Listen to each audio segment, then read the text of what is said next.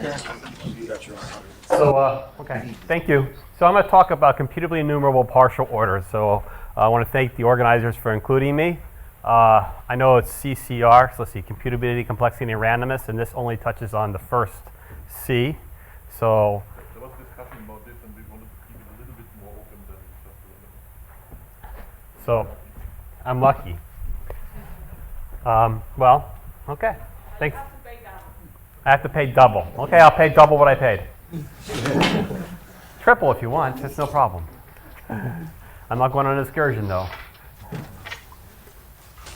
Okay, so this is joint work with Damir Jafarov, Noah Schweber, and Richard Shore. And so the paper actually is going to be appearing in Computability, the second issue, I believe. I'm not exactly sure. Okay, so what I want to do is I want to talk about computability, and basically I want to talk about computable structures.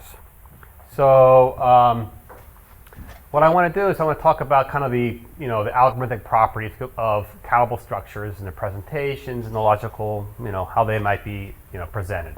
So I want to talk about basically countable models, how they're presented, and what kind of things can we say computability about them.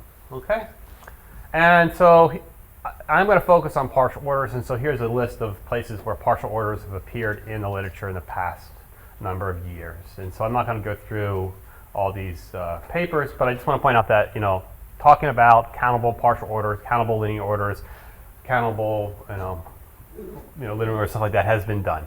Okay, so that's the goal. Is we're going to talk about countable structures and say what we could say about partial orders with it. All right, so there's kind of two ways you could study this, all right? So then there's reverse math, and so we could try to, in reverse math, we could try to talk about what's the strength of these theorems? What kind of set existing axioms we need to prove these theorems exist, okay? So things like that. And also there's also another view in computable model theory. We might consider, non-computable orders and ask, what can we say what can we say about these orders? What are the degrees of these orders that they have? Things along these lines, okay? So there's two different things going on here. There's the reverse mathematics. We're going to talk about the strength of the theorems needed to prove these things, and also there's the computable model theory, where we are going to talk about how complex the models can be. Okay. So two things. And so we have something to say about both of these things. Okay. All right, so what is this? So so I'm talking about computably enumerable partial orders. So it's just going to be the domain is always just going to be omega, okay? And so the domain is omega, and basically less than to p is an RE relation, right? So basically I start off with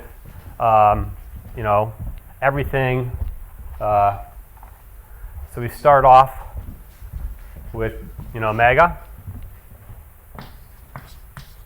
and then if something is enumerated, right, we find out one object is less than the other. Okay, so that's how that behaves. All right, and also we're going to do this thing with co-CE partial orders also. Okay, so in co-CE partial orders, everything is equivalent to each other, and then you find non-equivalence as things go on. All right, and so there is a theorem about this. So there is the CE antisymmetric binary relation, which is not isomorphic to any computable such relation, right? So these things are stronger than just computable partial orders, okay? And so we improved that in some sense, that there's a co-E partial order on omega, which is not isomorphic to any CE partial order and vice versa. So basically, the co-E partial orders are different than the CE partial orders and vice versa, okay? So you don't even have to be just computable. So in other words, the point is that, right, being co-CE is different than being RE, right? Just like being RE was different than computable, okay, and vice versa. All right, so there is some strength in these orderings, okay? So we wanted to kind of see what we could say about these things. All right, so the first thing we're going to talk about is reverse mathematics. So, so the chain arranging the chain arranging properties. This says that any infinite partial order has an infinite chain or infinite anti-chain. Okay, and then there's AEDS, which says that every infinite linear order has either an increasing sequence or a decreasing sequence. Okay? So it's known that these are consequences of Ramsey's theorem for pairs. They're weaker than Ramsey's theorem for pairs, right? Chain or any-chain plays ADS, okay, but the converse is open, okay? So in some sense, we wanted to see if we could attack this problem by, changing the way the statement works. And so here's how we're going to do that. So, so the idea is here, when you formalize these things in reverse math, you're talking about basically a structure, and the ordering on the structure is computable, right? So here, what we're going to try to do is basically think about the ordering when the ordering is going to be co-CE. So let me give you an example here. So if you look at the computable sets, inclusion is co-CE. Whether one computable sets contain another, it's going to be co-CE. All right, you're waiting for the witness there. All right, so it's not going to be inclusion ordering, right? But it has. Whoops, wrong way. Wrong way. You get a pre-order when you look at basically RE sets under inclusion or computable sets under inclusion. All right, so what happens is that basically every co-CE pre-order on omega is isomorphic to inclusion ordering on some computable family of sets. So in other words, if you're doing reverse mathematics and you want to think about ordering on the sets, it's equivalent to looking at co-CE pre-orders on omega. Okay, so that's the point. Is that the issue here is if you're doing reverse mathematics and you want to look at ordering on the sets of models of second-order arithmetic, inclusion is the same thing as basically a CE ordering on omega. Okay, and so now what we could do here. So here, let's just find this. So CE ordering on omega and RCA naught is a function whose range is the pair's partial order, right? So these, in other words, I could formalize this notion in reverse mathematics, right? In this sense, so I could formalize co-CE partial orders and RE pre-orders and stuff like that. So basically, I could shift this idea to reverse mathematics to consider formally these notions in models of second-order arithmetic. Okay, so that the idea is, let me just make sure this is clear here. The idea was, in models of second-order arithmetic, I want to think about inclusion on sets as opposed to just inclusion on elements. Right? Inclusion on sets turns out to be the same thing as basically being a co-CE partial order. Okay? So we could formalize all those notions in second-order arithmetic, and so now we can formalize the notions of chain and array chain or ADS for these notions here. And so what turns out to happen is, ADS turns out to be the same no matter what you do. Okay, so for CE partial orders, blah blah. I mean, I'm not going to read through it. They're basically the same. Okay, so ADS, by moving to basically set inclusion, you get no more strength. Okay, it behaves the same, and it's not so hard. These proofs are pretty straightforward. I'm not going to go through them. You have to be a little bit careful, but it all works out fine. Okay, I'm not going to go through it. But what happens is for this does not happen for chain or anti-chain. Okay, for chain or anti-chain, it turns out it turns out there is going to be a co-CE partial order on omega with no infinite anti-chains, and all chains compute 0 prime. All right, and similarly, there's going to be CE partial order on omega with no infinite chains, and all infinite anti-chains compute 0 prime. So what this tells you is that chain or anti-chain and ACA naught are equivalent over RCA naught. Okay, so we actually were able to separate, right, chain or anti-chain from ADS for partial orders over so we were able to separate these things, right? So basically, when you consider set inclusion, chain or anti-chain is strictly stronger than ADS. Okay, so I'll just go back here to the original slide, right? So this was open, whether in terms of the normal formalization, whether this happens, right? So when you're looking at basically instead of a C order, a computable order. Okay, so so basically moving to loosening the requirement on the partial order in reverse mathematics gave us some leverage. Okay. So that's, in some sense, what happens with the reverse math. Okay, so all right. So the conclusion really is that the idea here is that in reverse mathematics we thought about orderings on sets, right? That allowed us to separate chain and anti-chain from ADS. Okay. All right. So now I want to shift gears. I want to think about what this can tell us in terms of the reverse mathematics. Sorry, shift gears and tell us what this is going to tell us about in terms of degree spectrum. Okay, so the degree spectrum of a countable structure is basically the Turing degrees of copies of S. Okay. So there's been lots of work done on various different degree spectrums, stuff like that. Lots and lots of work on degree spectrum. Okay. And so here what we're going to think about is everything's going to have a computable language with a computable signature and basically automorphically non-trivial. So that means that by theorem of Knight, the spectrum of these guys is close upwards. Okay, so it's always close upwards. Okay. All right, so now earlier we learned that basically that the CE and co-CE partial orders are not the same. Okay. All right, but it's not difficult to show that the degree spectrums of those things are the same. All right. In fact, this is the strongest theorem I'm going to talk about today. For every 0' computable structure on S on omega, there is a CE and also co-CE partial on omega with the same degree spectrum. So in other words, if you're looking for something that has a delta 0,2 copy, right, and the spectrum of any structure that has a delta 0,2 copy, it's good enough to look at basically CE or co-CE partial orders. All right, so there's some sense universal for looking for spectrum. Okay, so all right, so basically that's what it says. So the degree spectrum of CE partial orders are universal for 0' computable structures. So there have been. So let me see if this next slide. No, it's an example. So there have been other results in the past that show that certain structures are universal for basically these spectral type problems. There was a result of Kasanoff, Shore, Slinko, Nees. Were you on that, Andre? No. Anyway, so about what's that?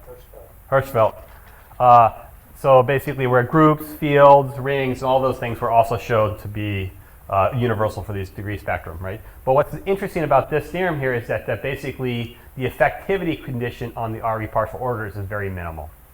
Right? All you're asking here is that it's a partial order, and it's just going to be RE. Okay, so that's kind of nice. All right, So let me give you an example here. So there's a. So I want to talk about the spectrum of non-computable degrees. There's a result of Slayman and Weiner that basically there's a computable structure whose degree spectrum is everything which is not computable.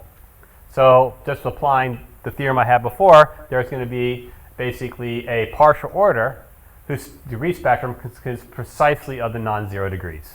Okay, so you get some kind of CE order, you get some CE order, right? So basically if you look at any computable copy of that it occurs in every non-computable degree. Okay, so that's something that's pretty. I think that's nice. All right. So what else do I have to say here? I want to actually kind of. My goal here is to at least give you an idea how to prove this theorem. Right. So I think we should try to have some proof in every talk. So my idea here is how to prove this theorem. So here's a theorem that I'm going to use. So basically, any structure with domain omega, there's a graph R, such that basically R is equivalent, is same degree as S, and they have the same degree spectrum. All right, so in other words, basically graphs are spectral universal, right? And so I'm not going to go through the theorem. That's probably an old result of Scott's, that everything can be coded up into basically a binary relation. And so what I'm going to prove here is that if I take a 0' computable graph on omega, there's going to be some RE partial order with the same degree spectrum. Okay, and moreover, it's going to have the same degree as if R has RE degree, right? Then this order has RE degree. Okay, that's what I want to do. All right, so here we go. All right, so so what's the goal here? I want to start with a 0' computable graph. All right, and I want to code this this R into my partial order. Okay, so here's how I start. I have markers I have a marker A, G, R0, and R1, right? And so basically, I'm going to put these are going to be in some sense, the elements of my graph. And these are going to be codes to see what happens. We'll see this in a second. That goes on. Okay. So, so the AI represents the domain. All right. So this G, I, J, K is a guess whether basically this pair AI, AJ is in the copy. Okay. So I want to know whether this thing's in order. So I might have AI, AJ, and then if they're related or not by the R. Okay, so that's the idea here. And so G, this G with a K is a guess. All right, and basically R0 and R1 code these guesses. Okay, so all right, so coding that basically, well, so what I'm going to do here is, well.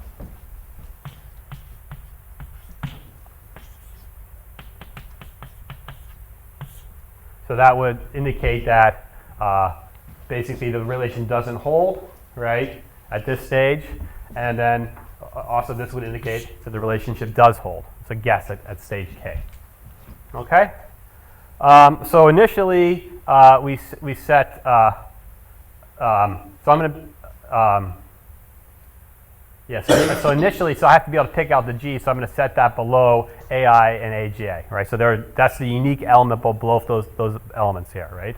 So in other words, this guy here I have A in my graph, those guys are below there, and I have to decide what happens here with the R's, okay?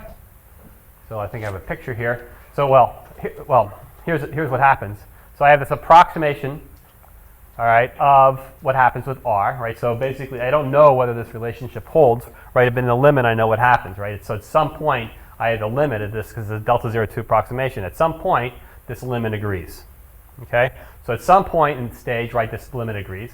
So what am I going to do? At every stage, right, I'm going to be basically like K, be the least stage less than S that I have had a change in this approximation, all right? Or 0 if there's no approximation. And then what I'm going to do is I'm going to basically, so I'm looking for the least stage where I have a change, right? That's what is either in or out, right? And so what I'm going to do basically is, so let me just draw a picture here. So, all right, so I have a bunch of these objects like this.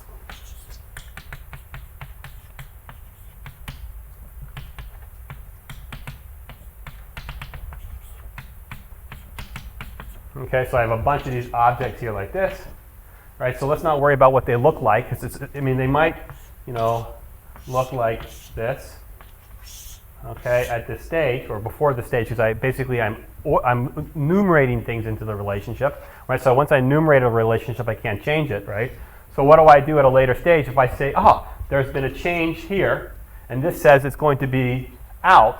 What I do is for everything in here, I say, oh, well, let's put all these like this, but leave this one here to say out, which is below R1. All right, so in other words, basically, I kind of neutralize everything up to the point K where I see this change, right? They all are basically below both of them, except for the K.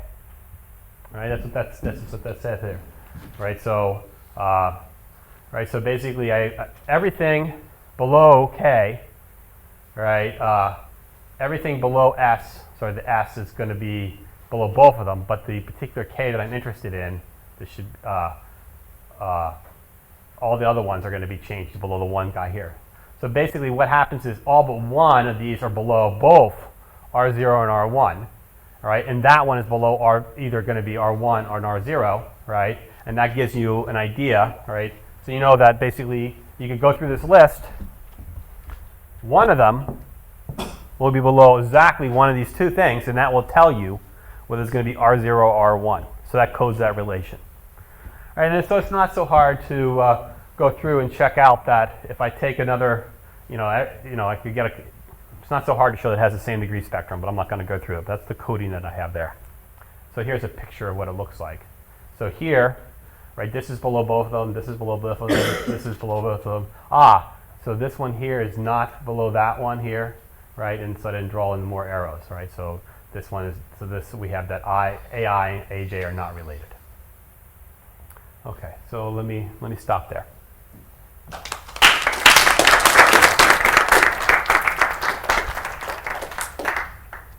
Questions?